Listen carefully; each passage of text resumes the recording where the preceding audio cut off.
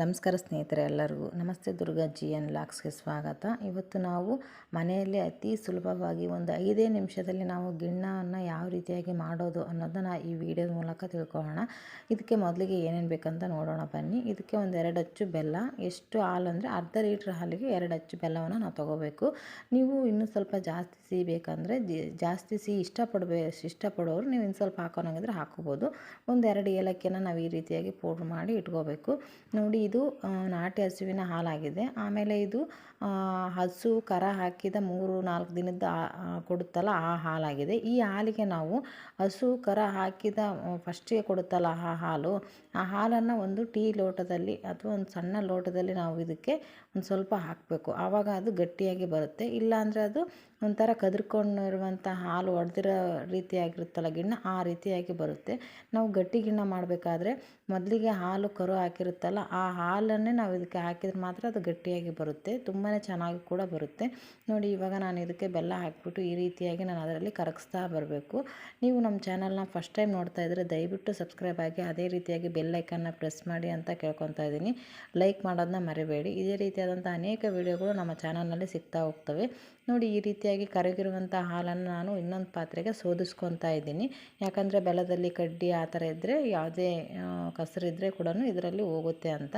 ಈ ರೀತಿಯಾಗಿ ನಾವು ಅದನ್ನು ಸೋದಿಸ್ಕೊಂಡು 5 ಲೀಟರ್ ಕುಕ್ಕರ್ಗೆ ಒಂದು ಸ್ವಲ್ಪ ನೀರನ್ನು ಹಾಕಿಬಿಟ್ಟು ನಾನು ಆ ಪಾತ್ರೆಯನ್ನು ಏಲಕ್ಕಿ ಪುಡಿಯನ್ನೆಲ್ಲ ಹಾಕಿಬಿಟ್ಟು ಆ ಪಾತ್ರೆಯನ್ನು ಅದರೊಳಗೆ ಇಡಬೇಕು. ನೀವು ದೊಡ್ಡ ಪಾತ್ರೆಯಲ್ಲಿ ಅಥವಾ 1 ಲೀಟರ್ ಹಾಲಾಗಿದ್ದರೆ ಒಂದು 10 ಲೀಟ್ರ್ ಕುಕ್ಕರ್ ಆ ರೀತಿಯಾಗಿ ಇಡ್ಬೋದು. ಇವಾಗ ಇದು ಅರ್ಧ ಲೀಟ್ರ್ ಕುಕ್ಕರ್ ಅಲ್ವಾ, ಇದು ಪಾತ್ರೆ ಕರೆಕ್ಟಾಗಿ ಸೈಜ್ ಇಡಿಸೋದ್ರಿಂದ ನಾನು 5 ಲೀಟ್ರ್ ಕುಕ್ಕರ್ನಲ್ಲಿ ಇಡ್ತಾಯಿದ್ದೀನಿ.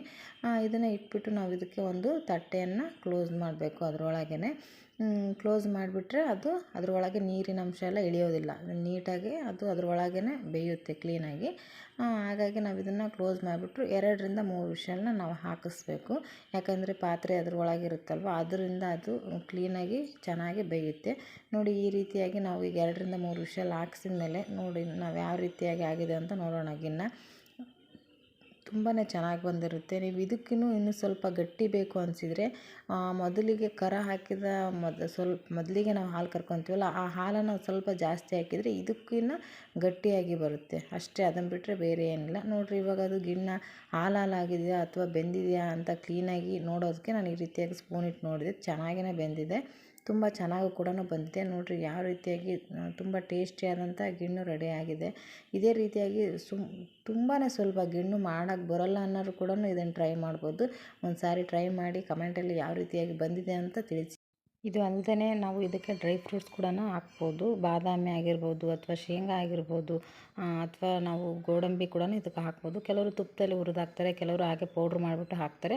ಅದು ಕೂಡ ತುಂಬಾ ಚೆನ್ನಾಗಿ ಬರುತ್ತೆ. ಆದರೆ ನಿಮಗೆ ಸಿಂಪಲ್ಲಾಗಿ ಸಾಕು ಅನ್ನೋದಾದರೆ ಇದು 5 ನಿಮಿಷದಲ್ಲೇ ಇದು ರೆಡಿಯಾಗುತ್ತೆ.